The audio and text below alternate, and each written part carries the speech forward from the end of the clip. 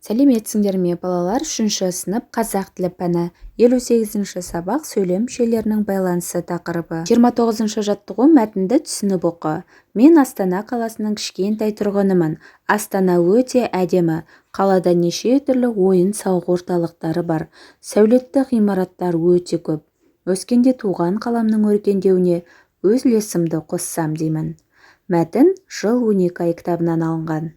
Ал енді балалар, төмендегі сұрақтарға жауап береміз. Мәтін не туралы, оған ат қой.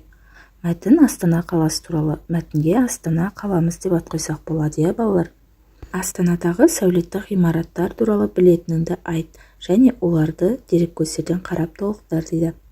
Астана Қазақстанның астанасы ретінде заманауи архитектурасымен және сәулетті ғимараттармен танымал. Олар Бәйтерек монументі, Қазақстан Республикасы президенті кітапханасы, Хан Шатыр ойын-сауық орталығы, бейбітшілік пен келісім сарайы және Нұр әлем павильоны. Сызба арқылы сұрақ қойып, өзара байланысқан сөздер тобын тап. Мен Астана қаласының кішкентай тұрғынымын. Қандай тұрғынымын? Кішкентай тұрғынымын. Қай қаланың? Астана қаласының. Ненің тұрғынымын? Қаласының тұрғынымын. Кім тұрғыны?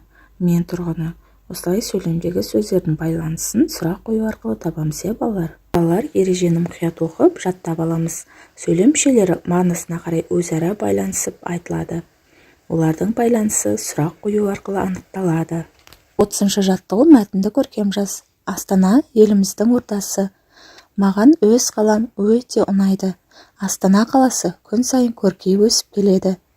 Сөйлемдегі сөздердің байланысын тап. Ал бірінші сөйлемдегі сөздердің байланысын сұрақ қою арқылы табамыз. Астана еліміздің ордасы. Астана несі? Астана ордасы. Ненің ордасы? Еліміздің ордасы. Маған өз қалам өте ұнайды. Қай қала? Өз қалам. Қалай ұнайды? Өте ұнайды. Кімге ұнайды? Маған ұнайды. Астана қаласы күн сайын көркейіп өсіп келеді. Не істейді?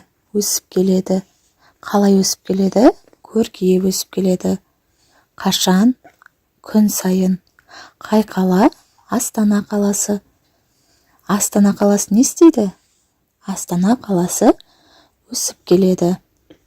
Осылай сұрақ қою арқылы анықтаймыз. Мына сызбаға қай сөйлем сәйкес келетінін айт дейді. Бұл сызбаға Астана қаласы күн сайын көркейіп өсіп келеді сөйлемі сәйкес келеді, 30 жаттығу сызба бойынша тиісті сөйлем мүшелерін тауып жаз дейді. Балалар, бұл жерде бір сызық болса бастауыш, екі сызық болса баяндауыш, ал ерек сызық болса бұл тұрлаусыз мүшелер болады. Ал енді сызба бойынша сөйлем құрап көрейік. Кітап оқыды. Не оқыды? Кітап оқыды. Кітапты не істеді? Кітапты оқыды. Екінші сөйлем. Айсұлтан мектептен келді. Кім келді? Айсұлтан келді. Айсұлтан не істеді? Айсұлтан келді. Қайдан келді? Мектептен келді. Үшінші сөйлем. Айдос мектепке кешігіп келді. Кім келді? Айдос келді. Айдос не істеді? Айдос келді. Қайда келді? Мектепке келді.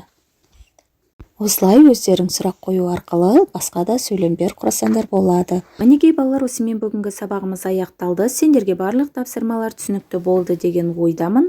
Балалар, келесі жаңа сабақта жіберіп алмау үшін каналға тіркеліп қоңырауша белгісін басуды ұмытпаңдар. Келесі жаңа сабақта кездескенше сау болыңдар.